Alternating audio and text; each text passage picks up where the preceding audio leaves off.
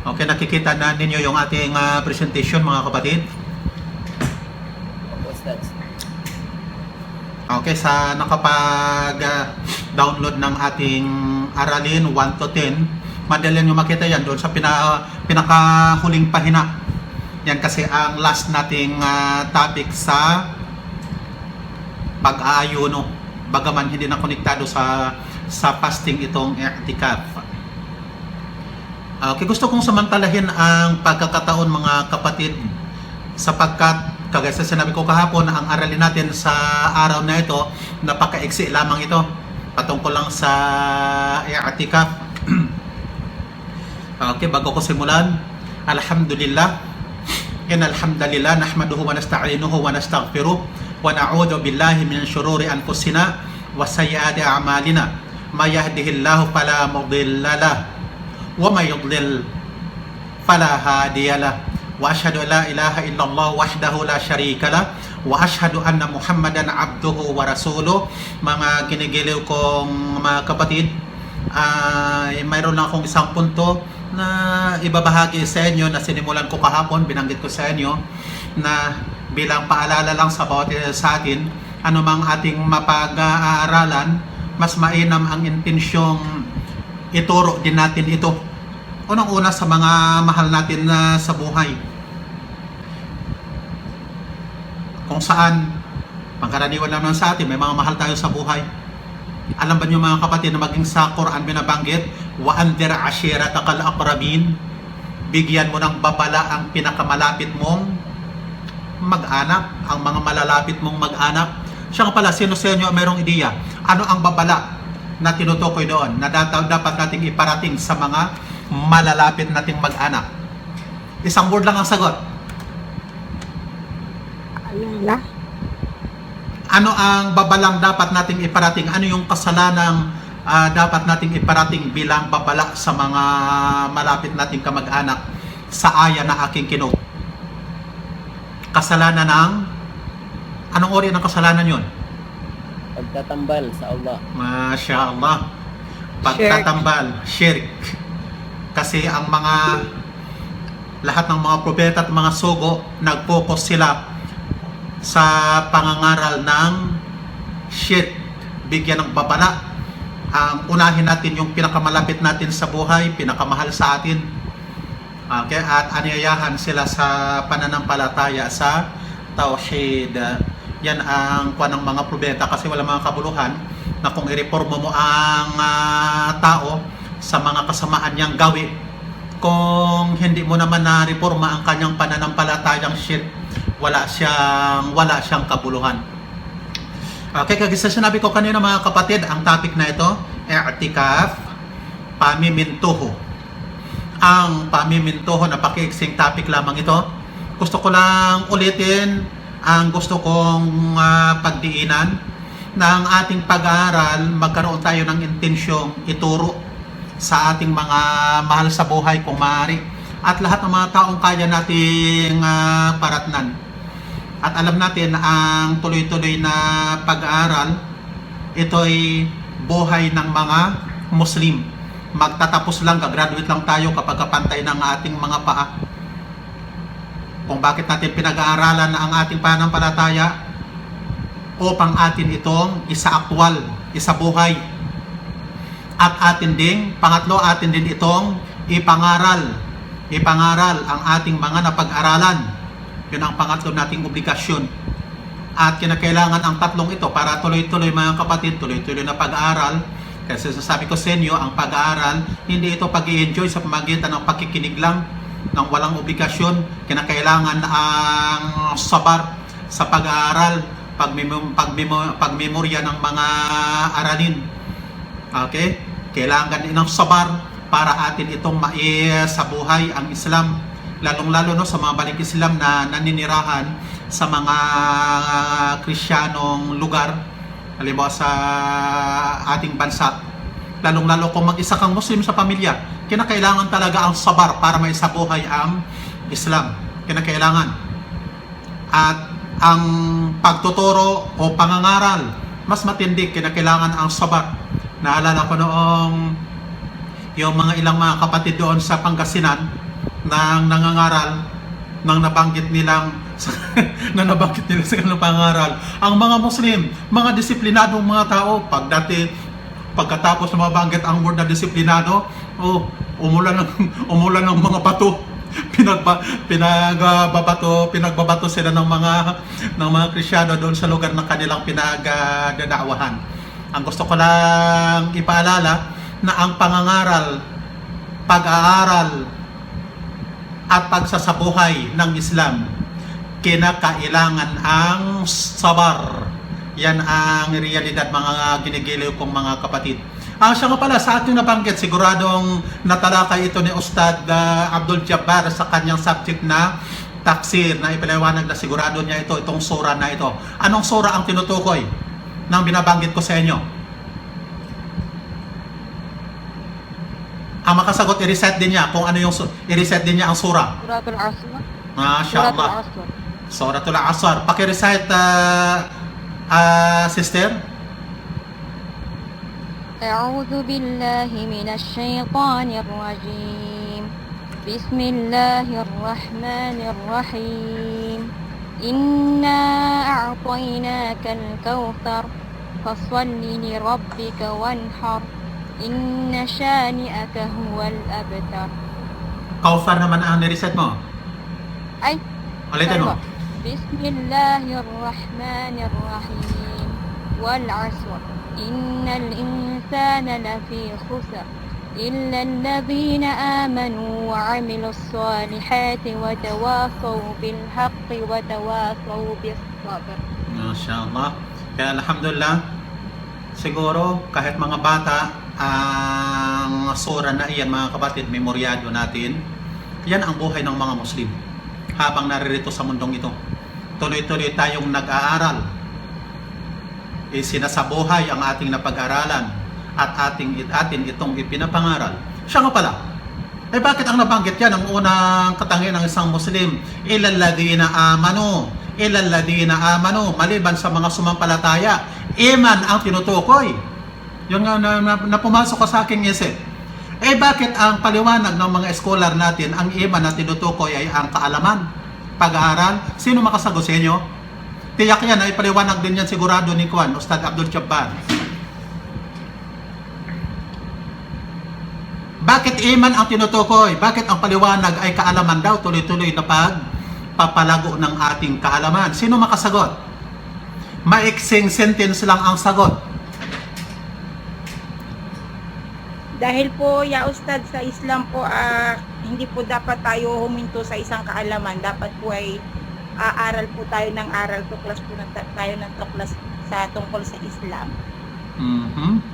Okay, nabanggit ko kanina yan. Pero hindi yun ang tumpak na kasagutan.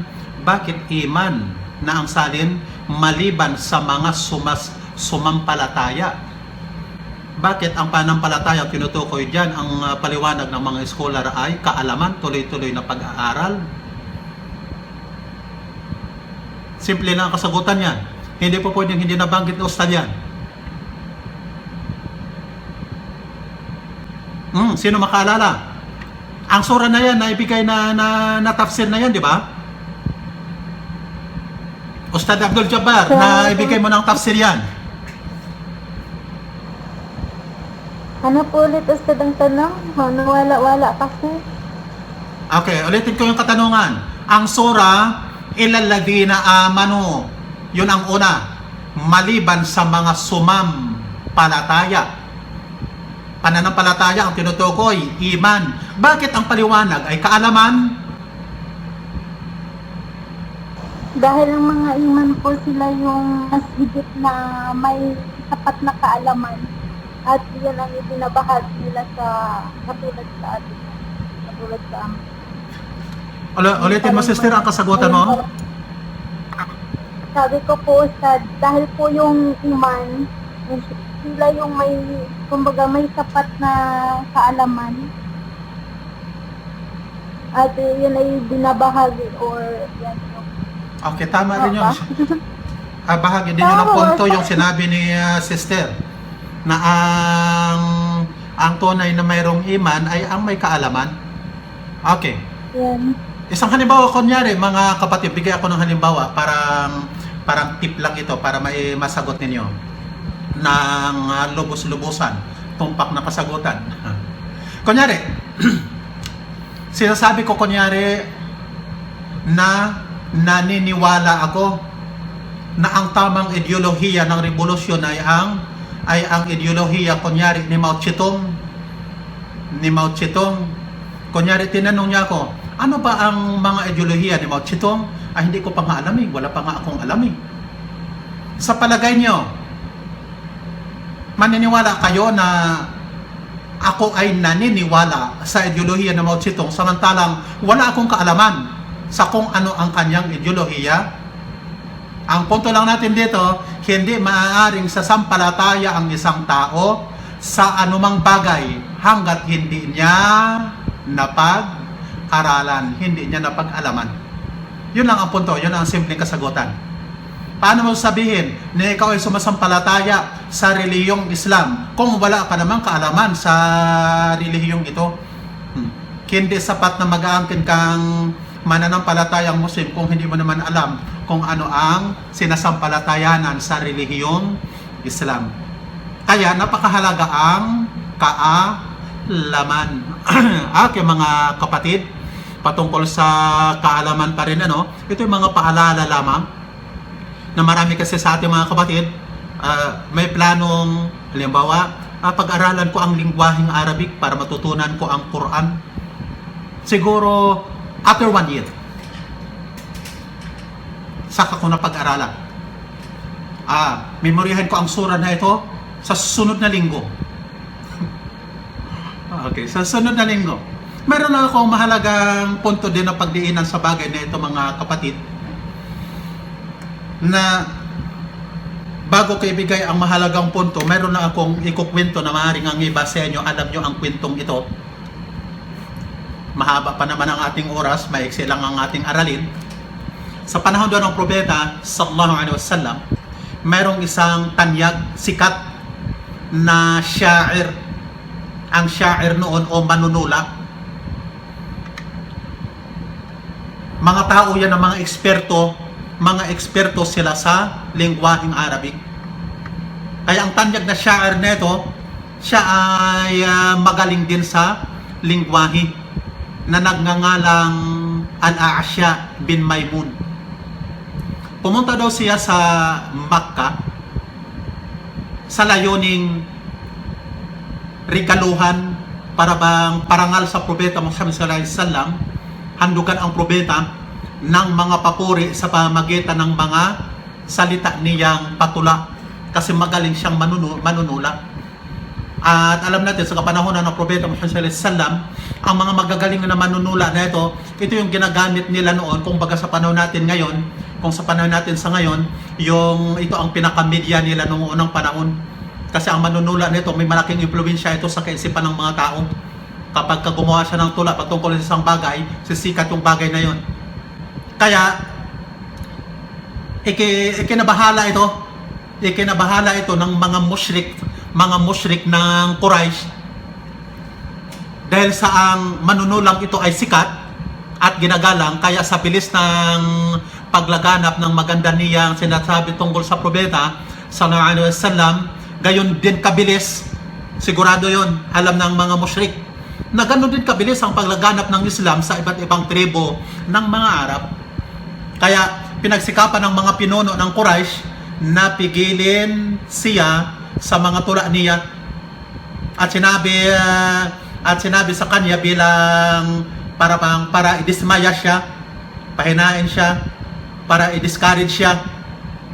Sinabi sa kanya ni Abu Sufyan, ano sinabi ni Abu Sufyan sa kanya, parang discouragement lang sa kanya, pagbabawalan ka lang naman ni Muhammad ng maraming bagay kung yakapin mo ang kanyang paniniwala. Nagtanong ang taong itong syair nito ng mga ano ay pagbabawal niya sa akin. Sinabi na Abu Sufyan, pagbabawalan ka lang naman ng zina, pagbabawalan kang magsugal, pagbabawalan ka ng riba, pagbabawalan ka ng alak. ang mga bagay na ito na binanggit ko, ito ay karaniwang kaugalian na ng mga Arab. Normal na lamang sa kanila ang zina, normal na lamang sa kanila ang sugal, riba, at alak. Pero hindi niya pinansin ang salita na ito na Abu Sufyan. Kaya ang ginawa ng Quraysh, inalok siya ng 100 kamilyo daw, 100 kamilyo upang tumigil lamang sa paggawa ng mga tula na papuri sa propeta, kasi delikado ito, mabilis na lalaganap ang Islam kung pinapupurihan niya ang propeta. At tanda ito na siya'y kumikiling sa da'wa ng propeta. Anong ginawa niya na manunula na ito? Kinuha niya ang 100 kamilyo. Kinuha niya kasi ito ay suhol sa kanya para tumigil sa kanyang plano. At ano ang kanyang sinabi? Bakit siya kinuha? Magpakaligaya muna ako sa kayamanang ito ng 1 taon. 1 taon muna. At pagkatapos ay saka na lang ako magmumuslim. Bumalik siya sa bayan niya. Sabalit, hindi na siya nakarating daw doon sa kanyang bayan. Nabot siya ni... Anong nangyari sa kanya? Naratnan siya ni kamatayan. Ang taong daw nito, nahulog siya sa sinasakyan niyang kamilyo na siyang dahilan ng kanyang kamatayan. Mga kapatid, ang pinakamapanganib na sakit na kinakaharap ng tao sa mga gawain niya sa buhay ay ang sakit na pag-aantala na nabanggit ko na sa inyo. Ito yung malakas na sundalo ni Iblis. Ang sakit na pag-aantala, nagangalang si Taswif. Taswif ibig sabihin pag-aantala sa anumang mga gawain. Sakit na kung baga sa atin, sandali lang, mamaya pa ng konti, bukas na lang, sa sunod na linggo na lang, at marami pang mga paraan ng mga pag-aantala. Ito isang sakit na pag-aantala daw ng mga gawain upang matapos at magkaroon kaagad ng resulta dapat ang gawain. Ang kabaliktaran man nito ay ang pagmamadali, na kung saan binabanggit palagi sa Quran, badiro, sari'o, magmadali na masimulan at matapos agad ang isang gawain upang magkaroon ng resulta. Si saka na lang, si mamamaya na lang, bukas na lang. Ito yung pinakamatinding kalaban ng tao sapagkat ito ay sumisira. Alam natin, sumisira ito sa edad ng tao.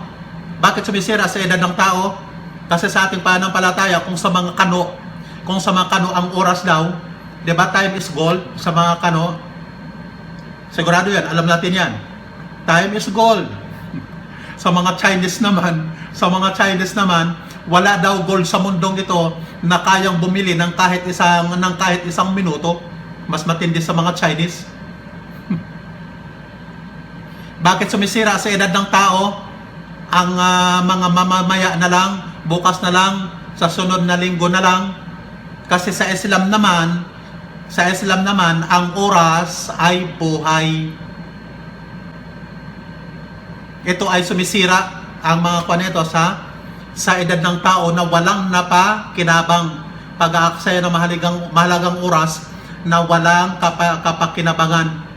Sisaka na lang, mamaya na lang, bukas na lang, ang dahilan ng mga kabiguan natin sa buhay kung tutuusin.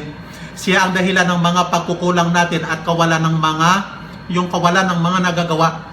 Halimbawa, patungkol dito sa ating pag-aaral, na dapat sa ating maglagay palagi ng timeline, oras, takdang oras, kailan mo dapat simulan at hanggang kailan mo lang dapat na matapos. Kunyari, mayroon tayong pinag-aaralan na isang libro kunyari ng fiqh. Tantiado mo kung ilang pahina ang libro at ang mga paliwanag kunyari ng mga masyayikh sa librong ito, kung ilang mga volumes kunyari, kaya mong tantyahin ilang buwan mong dapat tapusin sa iyong pag-aaral. Kung hindi ka naglagay ng pitsa, kailan mo simulan, hanggang kailan lang, sigurado yan, wala kang matatapos. Ang mga sinasabing saka na lang, bukas na lang, sa sunod na taon, simulan ko kunyari, halimbawa, ang pag-aaral ng lingwahe, Isang halimbawa ito mga kapatid na patungkol na banggit ko ang lingwahe. Siguro lahat ng mga Muslim o walang Muslim sa mundong ito na walang plano na gusto niyang matutunan ang lingwahe ng Quran. Pero ang realidad, bagaman lahat mayroong plano na gusto matutunan kasi Muslim siya. Pero ang realidad, sa ating bansa, ewan ko kung ilang porsyento sa mga Muslim ay natuto. Bakit? Kasi nga, sa kaisipan nating sa sunod na taon, sa sunod na buwan, mamaya na lang, kaya ang ating gusto lang pagdiinan dito mga kapatid, sa lahat ng ating mga pag-aaral, maglagay tayo ng timeline. Kailan natin simulan at agarang simulan. Hindi po pwedeng ang itinakda mong oras ng pagsisimula, iantala mo naman. Basta nakatakda na, agarang sumunod ka sa itinakda mong oras. Yun lang ang mahalagang punto na gusto kong ibahagi sa inyo mga kapatid. Maglagay tayo ng timeline. Simulan kaagad natin kasi bahagi ito ng ating mahalagang pagiging Muslim kaalaman. Kaya sa sinabi ko kanina, tuloy-tuloy na pag-aaral, pangangaral, at pagsasaakwal. Ang kinakailangan natin ay sabar. Okay mga kapatid, dadako na tayo sa ating aralin sa araw na ito. Napaka-konti lang naman ito. Ang pinakabuod, gusto ko munang ibigay sa inyo ang pinakabuod lang ng aralin natin ito. Pamimintuho, i'tikaf. Alam na natin ang i'tikaf bilang mga Muslim. Pero ang nakararami siguro sa inyo, hindi pa ninyo naririnig ang salitang pamimintuho. Ito ay sunnah. Ito ay ang panatili sa masjid bilang pagsunod kay Allah, ta'a, at pag-ibada sa Kanya. Gabi man o araw, isang oras man sa isang araw, o mga araw at mga gabi. Wala siyang takdang haba ng oras. Yan ang pamimintuho o i'tikaf. At ito ay mayroong batayan mula sa propeta na siyang nag-i'tikaf, sa mga huling 10 araw ng Ramadan at sa iba namang mga taon ay hindi. Ibig sabihin, hindi naman talaga tuloy-tuloy na isinasagawa ng propeta taon-taon. Sa ilang mga dahilan, siya ay nag-i'tikaf din sa mga unang 10 araw ng Shawwal. Ito kung gayon ay sunnah at ang pinakamainam sa i'tikaf, alam na natin, ito ay sa buwan ng Ramadan. At nakararami talaga sa mga Muslim, buwan ng Ramadan nag-i'tikaf. At ang pinakamainam sa buong buwan ng Ramadan, sigurado alam nating lahat. Anong mga pizza sa buwan ng Ramadan ang pinakamainam na i'tikaf? Last 10 days. Okay, last 10 days. Okay. Kaya maaari rin mag-i'tikaf sa iba pang mga buwan sa lahat ng panahon, pero ang natatangi lamang ang i'tikaf na ito mga kapatid sa masjid. At kinakailangan ng masjid ay mayroong jamaah. Ibig sabihin ng jamaah, nagsasala ng 5 times na jamaah. At syempre, hindi naman lahat ng mga masjid na mayroong jamaah ay mayroong jum'ah. Hindi lahat. Karaniwan, ang jum'ah, isinasagawa lang yan sa mga masjid na tinatawag na jami'. At ang mga masjid na mga maliliit, sarado kapag ka jum'ah. Kaya the best na ang i'tikaf isinasagawa sa masjid na isinasagawa rin ang jama'a at jum'ah upang hindi na kailangan pang lumabas. Ibig sabihin, kung mag-i'tikaf sa masjid na walang jum'ah, okay lang. Ibig sabihin, maaari. Pero, kung dumating kasi ang araw ng jum'ah, kunyari, ang i'tikaf mo, pagka dumating ng araw ng jum'ah, di pa natatapos halimbawa ang tinakda mong araw ng pag-i'tikaf, kailangan mong lumabas sa masjid upang pumunta sa masjid na mayroong jum'ah. Ngayon, ang nag-i'tikaf ay may hangaring yung niya, ang niya natin, ang hangarin natin ay mag-ibada kay Allah, na kung saan ang i'tikaf mayroong kasabihan dito yan sa ating presentation na isulat ko. Hindi ko yata ito na isulat. Al-i'tikaf inahaqatu'ul alaiq an kulli al-khalaiq li'ittisali bi khidmatil khaliq. Ito ay pakahulugan ng i'tikaf. Ng i'tikaf daw ay pagputol sa mga ugnayan, sa mga nilikha. Ugnayan natin sa mga nilikha upang makipag-ugnayan sa pamamagitan ng khidma o paglilingkod sa lumikha. Lalong-lalo ang paglalaan ng buong panahon at sarili sa pagdedikir, yan ang i'tikaf. Pagdudua at mga ibadat, anumang mga ibadat sa masjid, maaaring pagbabasa ng Quran, pagbabasa ng patungkol sa Islam, at ang mahalaga ring pagkakataon ng mga kapatid sa i'tikaf, ito yung parang suriin natin, balikan natin kung ano ang naging buhay natin bilang isang Muslim, para bang imbestigahan natin yung ating mga nagiging buhay, kung kaya nating magbulay-bulay sa naging buhay natin sa loob ng isang taon o kaya sa buong buhay natin bilang Muslim. Ano ang aking nagawa? Ano yung mga kasalanan na aking ginawa na dapat kong pagsisihan? Ano yung mga na-contribute ko sa larangan ng pagpapalaganap ng Islam at kapakanan ng umman na ito? Sa pag-i'tikaf, maaari ka rin namang dalawin ng iyong pamilya na kagaya din daw sa Propeta Muhammad sallallahu alaihi wasallam na dinadalaw siya habang siya ay nag-i'tikaf ng kanyang pamilya. Pero ang layunin ng i'tikaf ay pananatili sa masjid upang ilaan ang oras at sarili. Ilaan natin ang oras at sarili sa pag-ibada kay Allah, kagaya sa halimbawa sa mga ibadat natin ang nabanggit, yung pagsasalat, pagbabasa ng Quran, pag-istighfar, pagdudua. Kaya wala po itong specific o particular na oras o araw, at hindi rin condition ang ito. Akala ng iba kasi kung mag-i'tikaf kinakailangan ang pag-aayuno. Hindi condition pa mga kapatid ang pag-aayuno, pagpapasting o pang makapag-i'tikaf, maliban kung ang pag-aayuno ay isang nadar, pero ang nadar ay walang kaugnayan sa tinatawag na i'tikaf. Dahil nga sa bakit hindi condition ang pag-aayuno, dahil alam na natin sa lahat ng mga ibadat natin ng pag-aralan, ng ibadat ay tinatawag na tawqifiyya. Siya nga pala, sino makapagpaliwanag? Nabanggit ko ang word na tawqifiyya. Ano ang paliwanag ba? Ano ang ibig sabihin ng terminolohiya na ito na tawqifiyya? Mga kapatid, volunteer, sino makapagpaliwanag? Ano ang meaning ng tawqifiyya?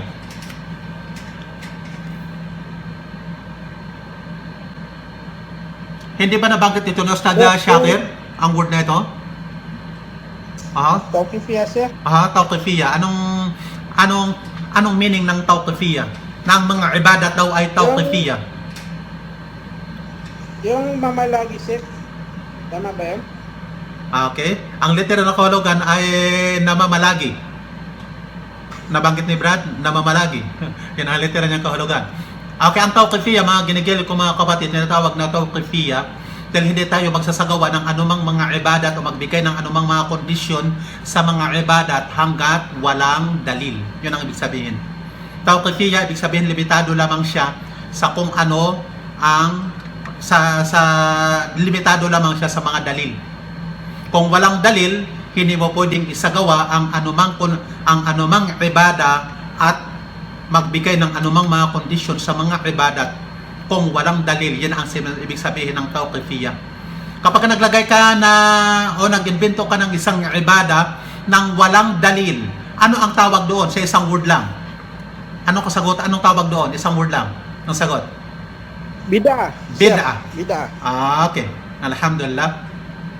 Kaya hindi na kailangan ang i'tikaf ng anumang kondisyon sapagkat walang dalil na mula sa Quran at Sunnah na mayroong ganitong kondisyon na pag-aayuno.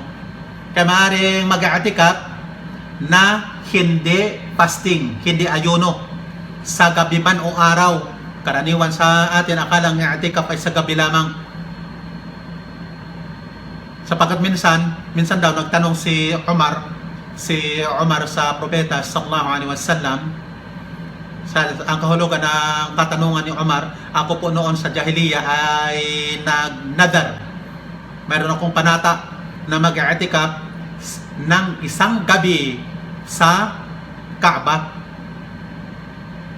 Yun ang kanyang panata na mag-i'tikaf ng isang gabi. Sinabi sa kanya ng propeta sallallahu alaihi wasallam, tuparin mo ang panata mo. At alam natin, ang pag-ayuno ay hindi sa gabi. Kaya ito, ang malinaw na dalil na hindi condition ang pag-ayuno sa pag-i'tikaf. Dinabanggit ko, pinagdiinan ko ang pag-ayuno nito kasi may iba na nag-aakala na condition ang kinakailangang fasting ka kapag ikaw ay nag-i'tikaf. Okay, ang i'tikaf ito ay sunnah kagaya na sa ating nabanggit kanina sa unahan, na ito ay ang panatili sa masjid bilang pagsunod kay Allah at pag-ibada sa Kanya. At ito ay binanggit sa Quran, wala tubashiruhunna wa antum aakifuna fil masajid. Huwag kayong makipagtalik sa kanila, sa mga kababaihan, samantalang kayo ay mga namimintuho sa mga masjid. Ito yung aya sa Quran sa Suratul Baqarah. At ito ay mayroong gusto kong dadako na tayo, no, mga kapatid, no, sa ating aralin mismo sa araw na ito. Mukhang napahaba pa ang aking salita. Okay? Nakita nyo sa inyong mga screen yung mga paksang tatalakayin natin sa i'tikaf. Ang kahulugan ng i'tikaf at ang at ang hukum, yung mga kondisyon ng i'tikaf, yun ang pangalawa. Yung panahon ng i'tikaf, mga mustahab at ang mga ipinahintulot sa i'tikaf. Sa mga nag-i'tikaf, ang ibig sabihin, ang ikaapat, mga nakasisira ng i'tikaf, yan ang last. Sa lingwaheng Arabic, no, dito tayo sa kahulugan. Tingnan nyo, sundan nyo ang aking binabasa sa inyong mga papel. Kung na-print ninyo ang i'tikaf sa lingwaheng Arabic ay pananatili sa isang bagay. Pananatili sa isang bagay. At pagkukulong sa sarili rito, sa bagay na ito. Yun ang kahulugan niya sa lingwahe. At ang kahulugan naman nito ayon sa batas ng Islam ay ang pananatili ng isang Muslim sa isang masjid.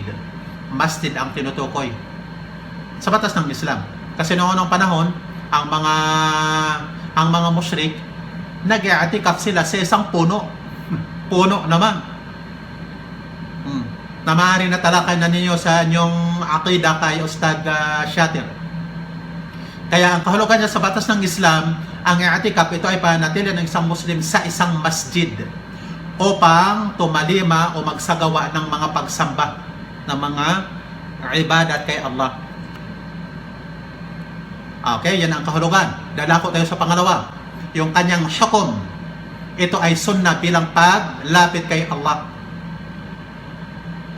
Yung aya, ang tahira baiti ta'ifin wal-aakifina wa ruk'a'is sujud.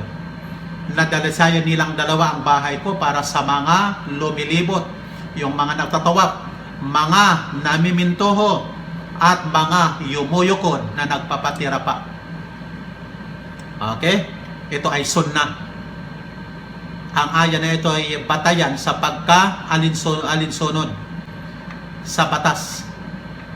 Ibig sabihin mayroong dalil hanggang sa mga naunang mga umma noon.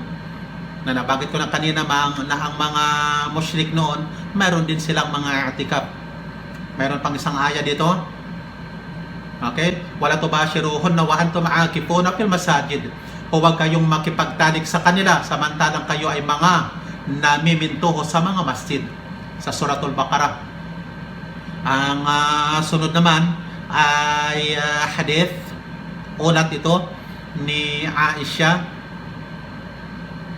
radhiyallahu anha, kana ya'takifu al-ashr al-awakhir min Ramadan hatta tawaffahu Allah.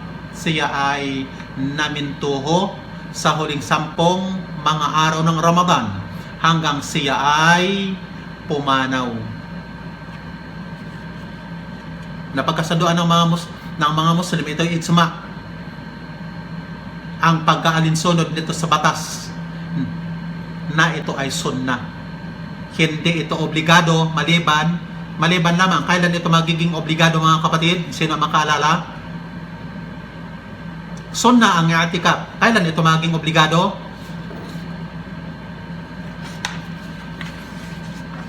Wala makasagot? Yung kisunod, Ang i'tikaf, ang hukom niya ay hindi obligado. Sunnah siya. Ang tanong, kailan ito magiging obligado? sa buwan ng Ramadan. Kahit sa buwan ng Ramadan, hindi rin siya obligado.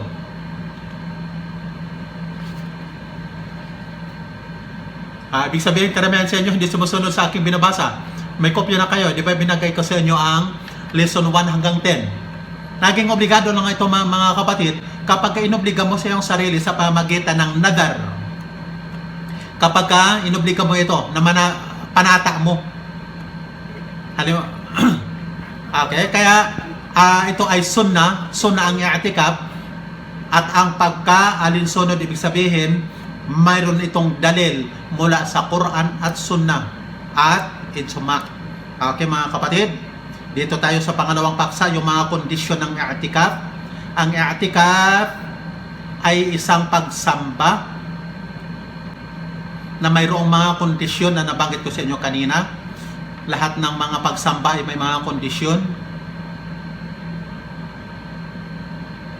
Walang bisa ito kung walang mga kondisyong ito. Ito ay ang mga sumusunod. Ang una dyan, na inyong makikita. Ang nag-i'tikaf ay isang Muslim na may isip at matino. Pangkaraniwan yan palagi ang unang kondisyon. Kasi isang uri ng ibada, walang kabuluhan ng ibada sa isang kafir. Yun palagi. Dahil walang kabuluhan din ang i'tikaf ng isang kafir. Yung paliw, bata na wala pang isip tungkol sa hustong gulang at lalaki. Ang dalawang ito ay condition dahil tama ang pamintuho ng isang wala pa sa hustong gulang kung may isip naman, at gayon din ang babae. Palaging binabanggit ito ng author ng aklat na ating binabasa. Yung pangalawa, ang niya. Yung niya, at ang dalil na yan palagi nating binabasa. Innamal a'malu binniyat. Sa lahat ng mga ibadat, kinakailangan palagi ang niya. At alam natin na ang niya, yun ay sincere plano. Hindi siya binibigkas. Narapat na hangarin ng isang nag-i'tikaf ang pananatili sa masjid na kanyang pagdadausan ng i'tikaf. Ang layunin niya ay upang mapalapit kay Allah subhanahu wa ta'ala sa pamagitan ng iba't ibang mga ibadat. Ang pangatlo, masjid ang i'tikaf. Wa antum aakifuna fil masajid. Ayon sa ginawa ng propeta na siya ay nag-i'tikaf sa masjid, at walang riwaya, walang ulat na ginawa niya ito sa iba pang mga lugar. Ang pang-apat, na ito'y nabanggit na natin kanina sa pinakabuod na aking ibinahagi sa inyo, na ang masjid na pagdadausan ng i'tikaf ay pinagdadasalan ng jamaah. Okay? Pinagdadasalan ng jamaah. Ito ay kung ang tagal ng pamintuho ay aabot sa obligadong pagdarasal, kasi sinabi ko sa inyo kanina na ang i'tikaf maaaring isang oras. Kunyari, pwede ka mag-i'tikaf sa isang lugar na hindi makapaabutan ng susunod na sala. Kaya ang namintuhan at ang nag-i'tikaf mga kapatid ay kabilang din sa obligadong magdasal sa jamaa. Alam natin, ang pagsasala ng jamaa, no, ayon sa sinasabi dito ng mga author ng libro na ito, ang pagsasala ng jamaa, obligatory siya sa mga kalalakihan. Jamaa sa masjid. Sapagkat ang i'tikaf daw sa masjid na hindi pinagdadasalan ng jamaa, halimbawa mag-i'tikaf ka sa masjid, wala namang magsasala ng jamaa. Ito ay nangahulugan, sabi ng mga author dito, ay pag-iiwan ng pagdarasal sa jamaa na obligado para sa kanya, o kaya'y paulit-ulit naman na ng paglabas ng nag-i'tikaf sa bawat oras ng pagdarasal, at ito ay salungat sa layunin ng pag-i'tikaf. Kunyari, nag-i'tikaf ka sa isang masjid na wala namang sala ng jamaa. Pag time ng sala ng jamaa, lalabas ka sa masjid para pupunta doon sa masjid na mayroong jamaa. Ang dapat, doon ka sa masjid na mayroong jamaa na isinasagawa, at hindi dyan sa masjid na walang nagsasala. At salungat siya sa layunin ng i'tikaf, kasi ang i'tikaf ay pananatili sa masjid. Pero para sa isang babae ay tama ang i'tikaf niya sa lahat ng masjid, pinagdadasalan man ang jamaa o hindi. Ito ay kung hindi ito sinasabi ng mga author, ano, tingnan nyo, kung ito ay hindi magsasanhi ng tukso ang pag-i'tikaf niya, kapag ito'y sanhi ng tukso, fitna, ito ay ipinagbabawal.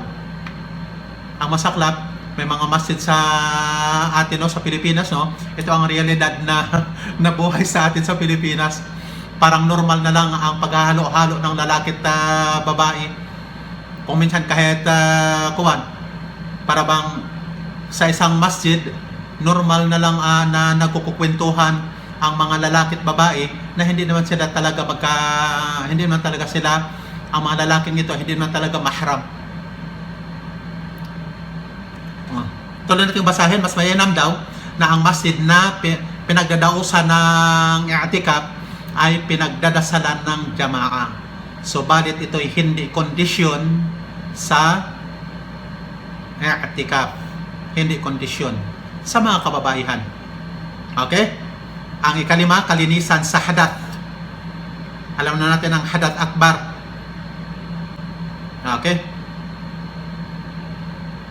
Kaya nyo hinggil sa pag-ayon, hindi ito kabilang sa kondisyon ng pamimintuho ayon sa ulat na sinabi ni Umar. O sugo ni Allah na manata ako sa jahiliya na mamintuho ng isang gabi sa masjid, sa Al-Masjidul Haram. Ito yung nabanggit ko na kanina sa pinakabuod na binigay ko kaagad sa inyo. Sinabi ng propeta, isagawa mo ang iyong panata. Kung ang pag-aayon ay kondisyon ayon dito sa dalil na ito, upang magkabisa ang pamintuho, ay hindi rin magkabisa ang pamintuho niya sa gabi, sapagkat walang pag-aayon sa gabi. Ang pag-i'tikaf at pag-aayon ay dalawang ibada na magkahiwalay. Kaya hindi kondisyon ang alinman sa dalawa ang pag-iral ng isa. Yan ang sinasabi ng mga author. Dadako tayo sa ikatlong paksa, ang panahon ng i'tikaf, yung mga kanais-nais dito at ipinahintulot sa namimintuho, yung nagsasagawa ng i'tikaf. Okay, yung panahon at oras nito, ang pinaka-mainam na mga oras ng i'tikaf ay ang huling 10 araw ng Ramadan na atin ang sinabi kanina. Ang hadith na ito na sipi na rin natin. Okay? Ang pananatili sa masjid ang ilang oras ay haligi ng i'tikaf, at kung hindi ginanap ang pananatili sa masjid ay hindi rin naganap ang i'tikaf. So balit sa pinakamaiksing tagal ng pamimintuho o i'tikaf ay mayroon itong ikhtilaf daw sa mga ulama, at ang pinakatama na ang oras ng i'tikaf ay walang pinakamaiksing tagal na limitasyon. Kaya may bisa ang i'tikaf kahit ilang saglit lamang daw ang pananatili mo sa masjid, kahit konti. Ang pinakamainam ay hindi bababa sa isang araw at isang gabi, dahil walang ulat mula sa propeta at mga sahaba na ang propeta at mga sahaba ay nag-i'tikaf ng bababa roon. Kaya yun daw ang pinakamainam. Yun ang pinakamainam. Pero may bisa ang iyong i'tikaf kahit ilang saglit ka lang manatili sa masjid. Ang pinakamainam ng mga oras ng pamintuho ay ang huling 10 araw ng Ramadan. Okay?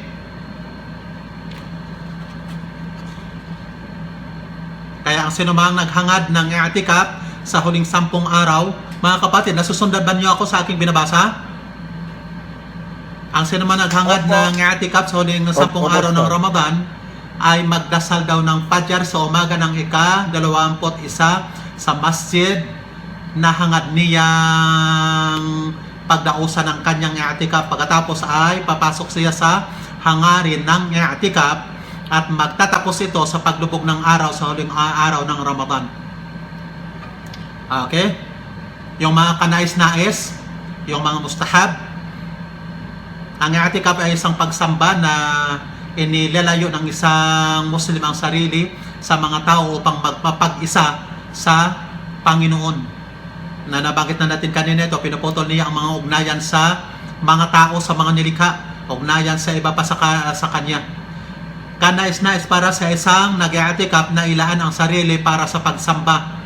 Paramihin daw ang pagdarasal ng mga sunnah, pagdedikir, pananalangin at pagbabasa ng Quran, yung pagtatawbah, paghingi ng kapatawaran at iba pang mga katulad ng mga pagsamba bilang paglapit kay Allah subhanahu wa ta'ala. Yung pangatlo, ipinahintulot sa nag-i'tikaf. Ito ay ayon sa hadith na inulat ni Safiya na nagsabi, ang sugo ni Allah ay namintuho nang dinalaw ko siya sa gabi.